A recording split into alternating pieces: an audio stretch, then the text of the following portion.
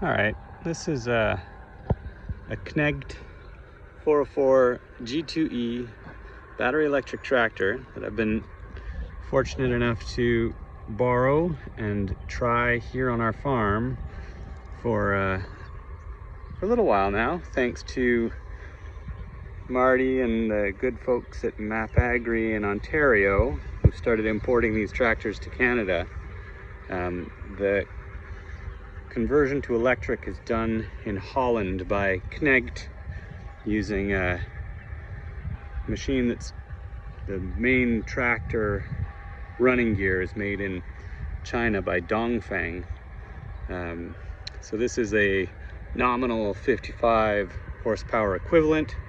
In reality, it is a 30 kilowatt PMAC motor for combined traction and PTO. You can hear it's actually spinning right now. So it's a Benevelli.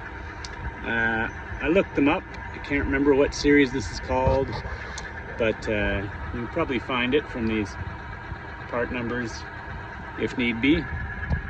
So that one main motor that's about a 30 kilowatt peak drives the transmission and the PTO through a pair of clutches.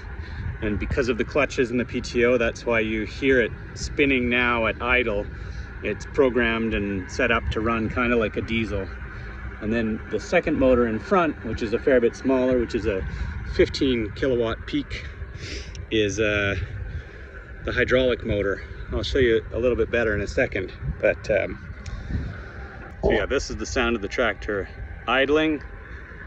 I'll climb in briefly, shut it off, and then show you under the hood. So instrument cluster is the same as for the diesel tractor. The tachometer and hour meter.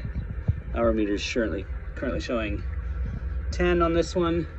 I'm not sure what they've mapped onto this gauge, but state of charge is mapped onto the fuel gauge.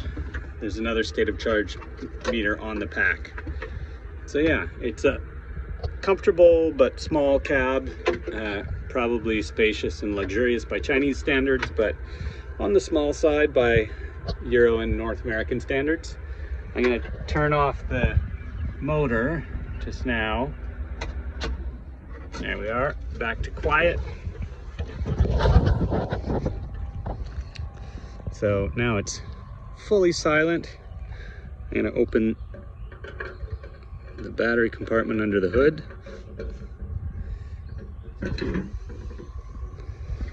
And now you can see the tail end of the pump motor.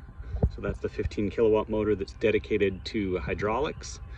This is a forced air cooling tube that blows air once the controllers hit a certain temperature. So the frontmost of the two controllers is here, and that's a traction motor. And then there's a finned heat sink. In fact, both of can't see a lot with the metal grill on, but the two traction controllers and the contactors are all mounted onto the underside of that finned aluminum heat sink. And then over on this side you can see a steering pump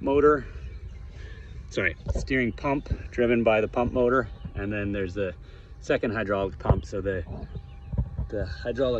motor that drives the hydraulic loads has a gearbox and then a pump on either side that it's driving, one of them which is for all functions other than steering, and then this one is just dedicated to steering. So the hydraulics of the tractor are largely unchanged from the diesel equivalent.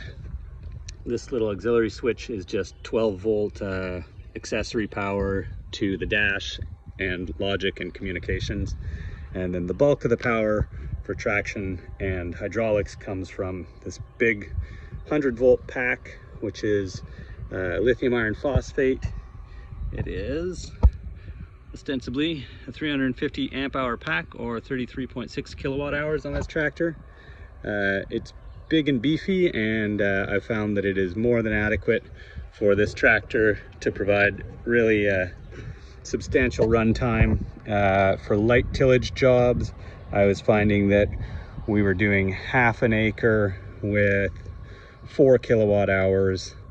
So multiply that out to 32, it's 8 4s. So that means you could do 4 acres of light tillage on this battery pack. So as I said, there's another state of charge meter here. The BMS and contactors, and one set of contactors are integrated into the pack, and then it's communicating with the controllers and the dash via CAN bus. The charger port is under the on the top of the hood, and comes in here. And then there's the 12-volt accessory battery is AGM, or I don't know, it's a lead 12-volt 6-cell. So that is about it for a walk around. Pardon me. And this one is equipped with a front 3-point hitch and an auxiliary hydraulics up front. It's got 2 valves to the rear.